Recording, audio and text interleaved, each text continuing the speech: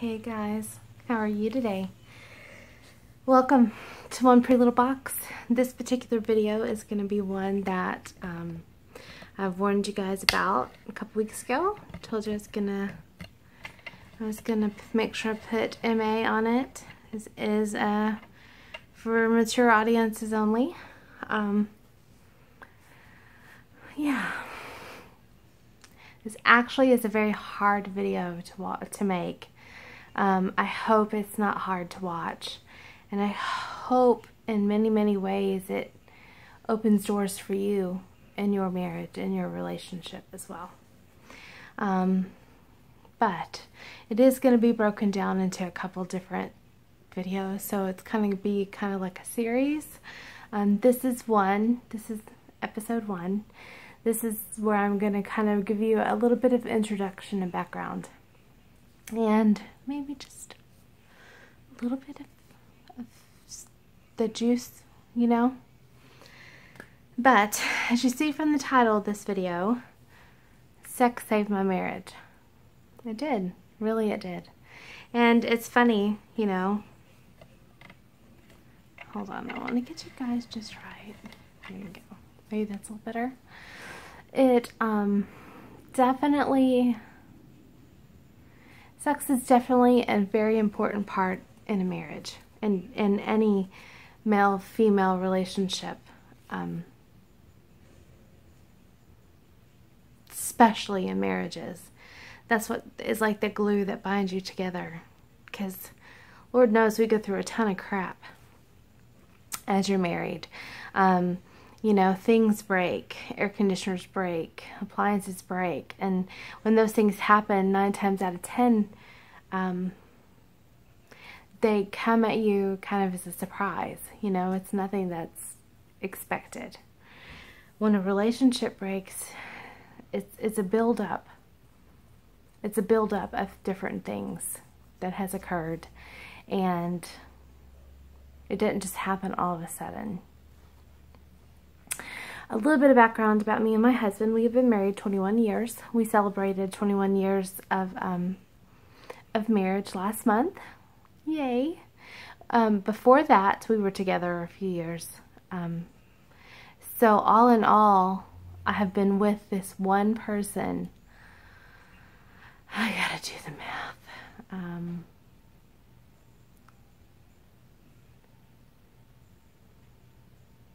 24 years.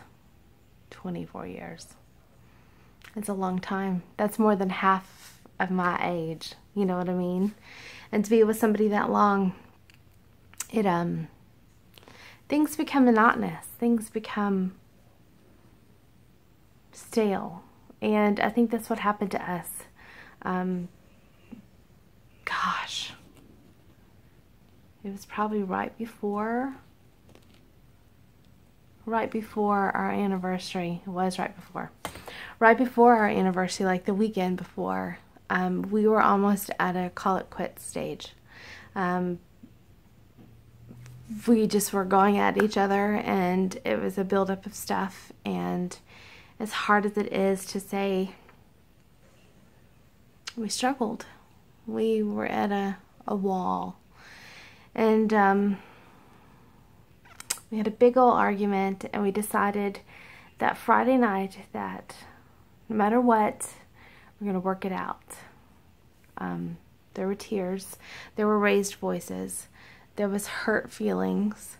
There were emotions that were rubbed raw like sandpaper. When you think you're going to lose your best friend and all that you know, it's pretty scary.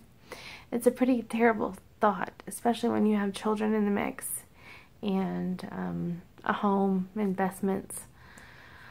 Anyway, long story short, I can tell you that we are better than we've ever been. In fact, that next day, it was like a shell had broken off of me. I had been a turtle, fearful and hiding in a shell, afraid, even during our most intimate moments being open and honest and truthful and free. And a relationship as long and solid as ours, that's the one thing you should have felt is freedom. But I didn't. I wasn't sexually the person he needed in bed, nor I, because there was a wall there, a brick wall, and year after year another brick had just been put on, and we were at that point where that wall was like right here and almost covering up the eye, where I had to keep jumping up to see him. Had we waited much longer, that last brick would have been up there and I wouldn't be where I am right now. So, with all that said, I am going to tell you that, you know, I grew up as a Christian, and in the church, it's not spoken of. Maybe in the South, we're told to shush, that it's not so ladylike to talk about your sex life, and I guess there was a part of me that felt so shameful that I couldn't talk to anybody. But when we finally we both ran through that wall together, not knowing that both of us were pushing through. All of a sudden, I felt free. I felt very free, very open in the bedroom, more open than I've ever been. I'm very comfortable to be able to say I like that, or I don't like that, or that's pretty awesome, you know. I was able to speak to him in a way that touched his soul and touched his heart, his mind, his imagination, and it totally opened up a door for us. And it continues to do so. I'm very open, more so than I've ever been in my life. Not only in the bedroom, but in any other room in our house, in conversation, in text messages, in front of people. I mean, we used to tease the kids and do things that maybe adults shouldn't do in front of your children. And I don't mean body parts were shown or anything, but just because we wanted our children to see that intimacy between a husband and wife is part of that relationship. I want them to know that that is important, and it is on both sides of it. With that being said, it also needs to be genuine and needs to be in private, because if it's not in private and it's just public, then it's just a put on, a play, a show, and it's not so, you know, real. What we have now is real, and when I tell you sex saved my marriage, it really did. This is going to be a series. That's all I'm going to kind of give you now. I will go and break it down parts. I will tell you that if you don't have a gal pal to talk to about your sex life, come to this channel, to these videos. Send me a private message if you need to. Send me an email. All the information is down below. Because we try to be so ladylike, sometimes we lose our femininity. We lose that sexual drive within us, and that sexual passion that our husbands want to see. They want to see that. They want to know that you crave them, like you crave chocolate or coffee or a run on the street or sunshine at the pool. Whatever it is that you have a passion for, he wants to be more than that, and he deserves it.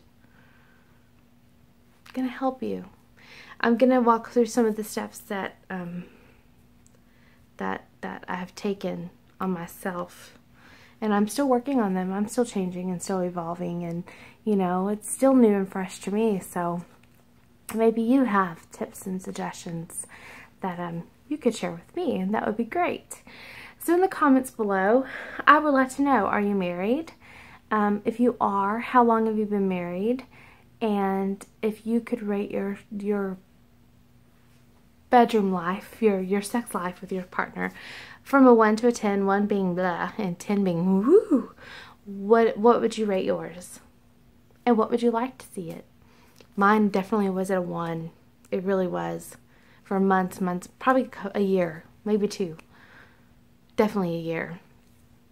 Now we're pretty up there at a 10. I'm very, very satisfied and happy. Content. Physically, emotionally, all of it. I'm just content. It's a good place to be. And I'm going to share my journey with you in hopes that you can find that 10 spot too. Because, man, it's a great place. It's a good place to be. Thanks for letting me be open and share this kind of a video. If it's not your cup of tea and it's not something that you think you need to work on because you're just all that, go ahead when you see these titles. I will put MA and I will put Sex Saved My Marriage Part 1 to Volume 1 to whatever it is that I already have, and I'll just expand on it with that same title. If you don't want to watch any of them, don't watch them. Like you guys know, you never know what you're going to get with this channel. You're going to get me sitting down chit-chatting with you. You're going to get grocery hauls. You're eventually going to see, like tomorrow, I hope to film some at the wave pool as we go. We'll see. That will be the video you see tomorrow. That's it. Do yourself a fun little thing and I challenge you. Today is Tata Tuesday. If you don't know what that is, tatas are another word for boobs. Take a picture, send it to your husband. He will be shocked, but they're your boobs and he loves them. He has seen them and he probably imagines them in his head. Go ahead and give him a little push. Jump out the box a little bit.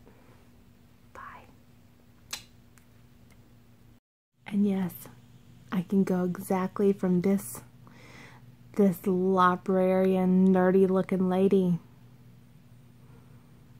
to that wild thing in the bedroom. Can you?